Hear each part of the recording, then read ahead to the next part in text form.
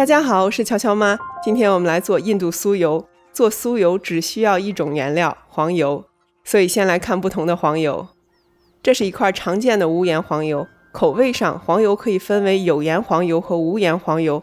做印度酥油最好用无盐黄油，成分主要是巴氏杀菌奶油、牛奶。这块也是无盐黄油，下面写着角打黄油。这一块还是无盐黄油，但这里写着发酵黄油，成分是奶油和乳酸菌。角打和发酵是两种不同的黄油制作工艺。黄油一般是通过角打奶油实现水油分离来制作黄油的，发酵黄油则多了一步，先往奶油里加乳酸菌，让奶油发酵，再进行角打分离来制作黄油。所以发酵黄油的成分里会标注乳酸菌这样的酵母，因此发酵黄油相比普通黄油会多一些发酵的香味儿。做印度酥油既可以用发酵黄油，也可以用普通角打黄油，只是风味略有不同。下面我们来做酥油。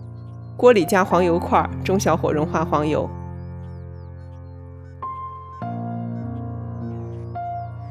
黄油很快就煮沸了，这个时候有许多气泡，声音很像噼噼啪啪在下小雨。沸腾之后的黄油开始分为上、中、下三层，上层是白色的浮沫，其实就是水分蒸发的泡泡；中层是纯净的黄油脂肪，下层是白色的牛奶固形物。黄油沸腾后2-3分钟，白色浮沫下面的黄色液体变清澈了，这个时候倒出来过滤，就会得到无水黄油。黄油本身是水分、脂肪和牛奶固形物的乳化物，所以无水化的过程本质上就是让三者分层的过程。西餐中常用到无水黄油，它特别适合做海鲜，吃起来有奶香味却不油腻。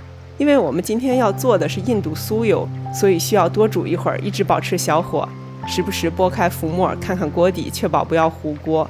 印度酥油和无水黄油的区别是，印度酥油是无水黄油的下一个阶段，也就是当牛奶固形物沉降到锅底的时候，持续的加热使它发生了焦糖化反应，酥油就有了丰富浓郁的坚果香味儿。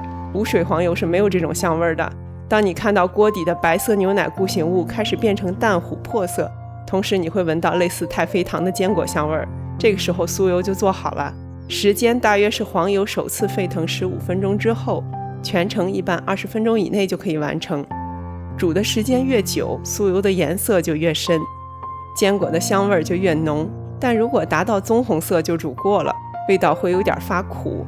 关火放置3-5分钟，让油温冷却，操作起来更安全一些。用耐热的玻璃容器加细滤网过滤，如果滤网不够细，也可以再垫上咖啡滤纸或者细纱布。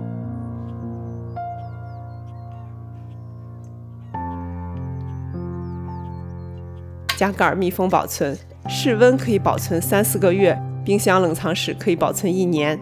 冷却之后，如果室温低，酥油会从液体变成半固体，这是正常的。酥油有几大特点，首先它的烟点非常高，高达485华氏度或者252摄氏度，远远高于绝大多数的食用油，所以煎炒烹炸都没问题。你也可以用来抹面包或者抹馒头。其次，它有着迷人的坚果香味，这种独特的香味是其他油无法替代的。这是我从超市买的印度酥油，英文名是 G。 打开闻一下味道，一对比你就知道自制的酥油有多香。据说印度酥油有着5000年的历史，下期节目我们用它来做印度飞饼。